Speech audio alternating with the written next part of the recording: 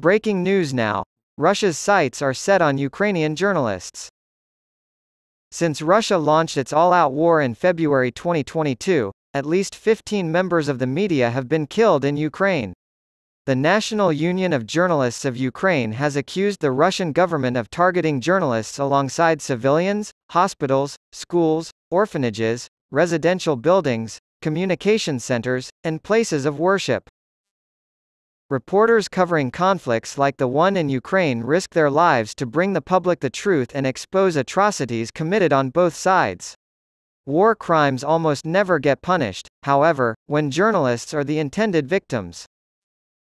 Due to a lack of effort by many governments to bring killers of journalists to justice, Human Rights Watch has found that those responsible enjoy de facto impunity.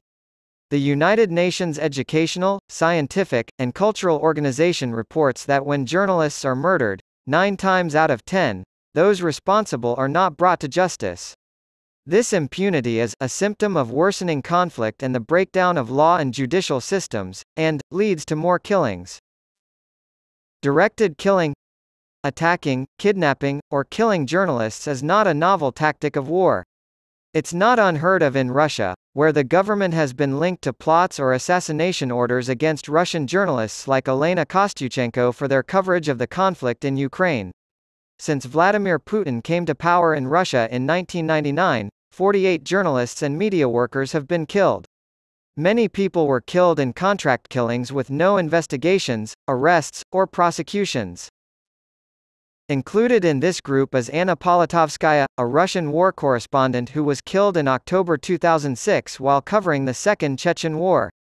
Politovskaya exposed corruption at the highest levels, though it is unclear who ordered her murder, as is the case with many journalist killings in Russia. In her book Putin's Russia, published in 2004, she stated, "You have to be completely subservient to Putin if you want to keep your job as a journalist.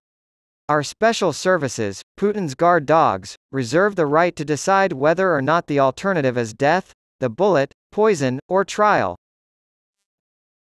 Production halted. The Kremlin has made it a priority to limit media coverage ever since Russia's all-out war against Ukraine began, passing new laws that specifically target journalists and free speech. To refer to the conflict as anything other than a special military operation is now a punishable felony. Authors of false news about the Russian military face up to 15 years in prison after Putin signed a law into effect in March 2022.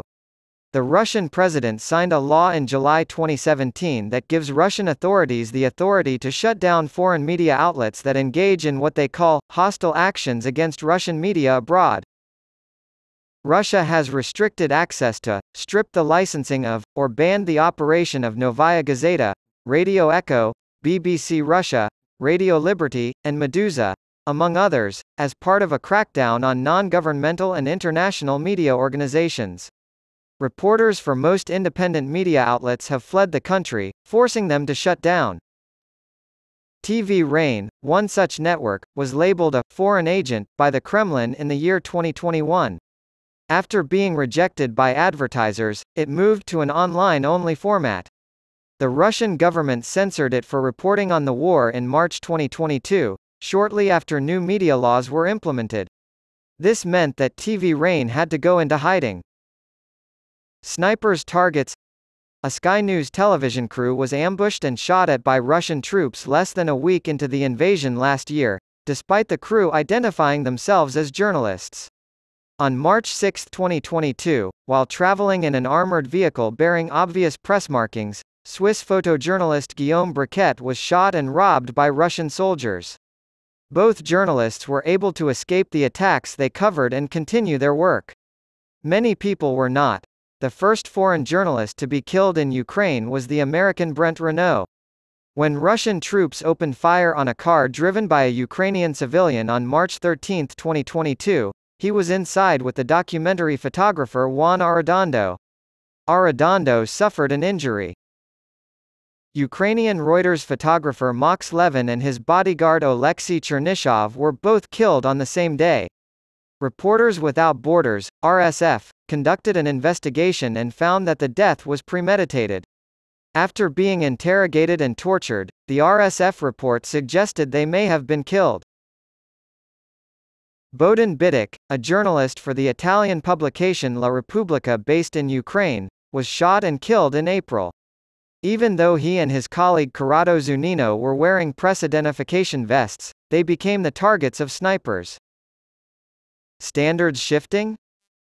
Our study aims to investigate the consequences of such transgressions of international law and norms based on these and other examples.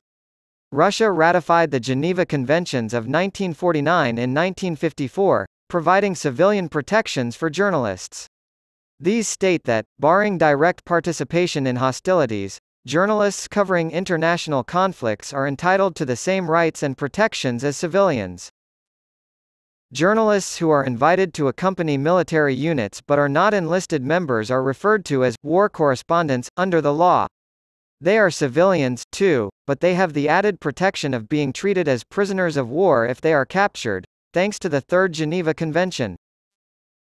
Attacking a civilian who is not actively participating in the conflict is also considered a war crime, according to the Rome Statute of the International Criminal Court.